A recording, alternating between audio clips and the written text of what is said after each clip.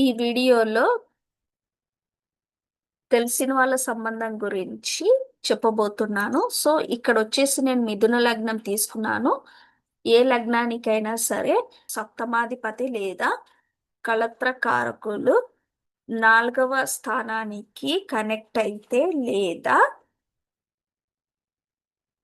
4లో ఉంటే, 4వ స్థానంలో ఉంటే లేదా చతుర్థ స్థానాధిపతికి ఈ కలత్రకారకుడు లేదా సప్తమాధిపతి.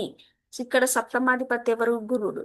గురుడు 4లో పెట్టాను, అలాగే కలత్రకారకులను కూడా 4లో పెట్టాను అన్నమాట.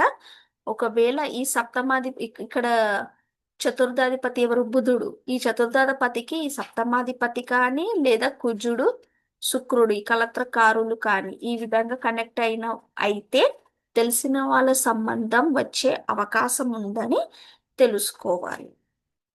సో ఏ స్థానంలో అయినా సరే, ఇప్పుడు సప్తమ స్థానం అనుకోండి, ఇక్కడ బుధుడిని పెడుతున్నాను ఎందుకంటే చతుర్థ స్థానాధిపతి. అలాగే ఇక్కడ కలత్రకారకులు కుజుడు శుక్రుడు, ఓకే, లేదా గురుడు కూడా కలత్రకారకుడు.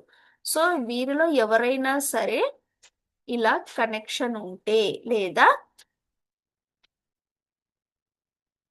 ఈ విధంగా ఉన్నట్లయితే, లేదా శుక్రుడు కానీ ఈ విధంగా ఉన్నట్లయితే దగ్గర వాళ్ళ సంబంధం వచ్చే అవకాశం ఉంటుందని, అలాగే లేదా తెలిసిన వాళ్ళ సంబంధం కూడా వచ్చే అవకాశం ఉందని గ్రహించవలెను.